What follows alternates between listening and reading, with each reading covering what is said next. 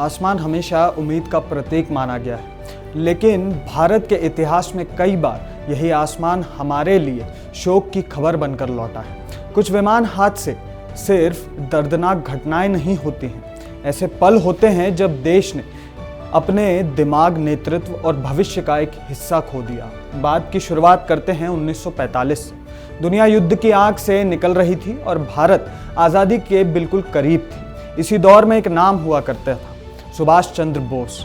आज़ाद हिंद फौज का वो नेता जिसने अंग्रेजी हुकूमत को सबसे ज़्यादा डराया। ताइवान के पास हुए विमान हादसे में उनका निधन की खबर आई, लेकिन उनके जाने पर सवाल आज भी जिंदा है। अगर नेताजी जीवित रहते तो आज़ाद भारत की राजनीति, उसकी सेना और उसकी आत्मा, तीनों का स्वरूप अलग हो सकता था। 1966 भारत विज्ञान में आत्मनिर्भर होने की सपना देख रहा था। उस सपने का नाम था होमी जहांगीर भाभा। एयर इंडिया की फ्लाइट एल्प्स से टकराई और भारत ने अपने परमाणु कार्यक्रम का जनक खो दिया। यह सिर्फ एक वैज्ञानिक की मौत नहीं थी, यह भारत की स्ट्रैटेजिक फ्यूचर पर लगा हुआ एक ब्रेक था। 1980 देश की राजनीति एक बार फिर करवट ले रही थी। संजय गांधी, इंदिरा गांधी के बेटे, सत्ता के केंद्र में उभरते हुए नेता थे। नई दिल्ली में एक छोटे विमान की दुर्घटना ने अचानक सब कुछ खत्म कर दिया। उनकी मौत ने कांग्रेस की आंतरिक राजनीति और 80 के दशक की दिशा बदल दी। 2001 शालीनता, संतुलन और जमीनी राजनीति का चेहरा, माधवराव सिंधिया।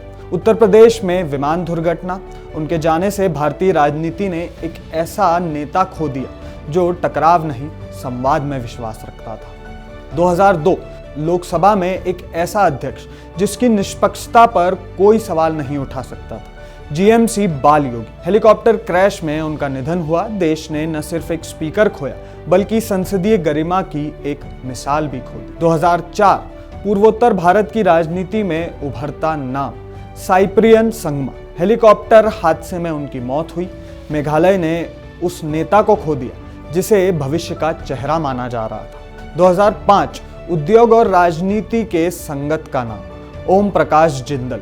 साथ थे हरियाणा के मंत्री सुरेंद्र सिंह। हेलीकॉप्टर दुर्घटना ने दोनों की जान ले ली। एक झटके में हरियाणा ने आर्थिक और राजनीतिक ताकत खो दी। 2009 आंध्र प्रदेश के सबसे लोकप्रिय मुख्यमंत्रियों में से एक, वाईएस राजशेखर रेड्डी। हेलीकॉप्टर क्रैश में उनका निधन हुआ। उनकी मौत ने राज्य की राजनीति में ऐसा शून्य पैदा किया जिससे नई राजनीतिक धारा और नई पार्टियां जन्मी। 2001 पहाड़ी राज्य अरुणाचल प्रदेश के मुख्यमंत्री दोरजी खांडू। दुर्गम इलाकों में हेलीकॉप्टर दुर्घटना, एक सादे जमीनी भरोसेमंद नेता का अचानक अंत। 2021 भारत के सैन्य इतिहास को सबसे बड़ा झटका माना जाता है। Chief of defence staff Bipin Rawat. Tamil Nadu में सैन्य हेलीकॉप्टर हादसा।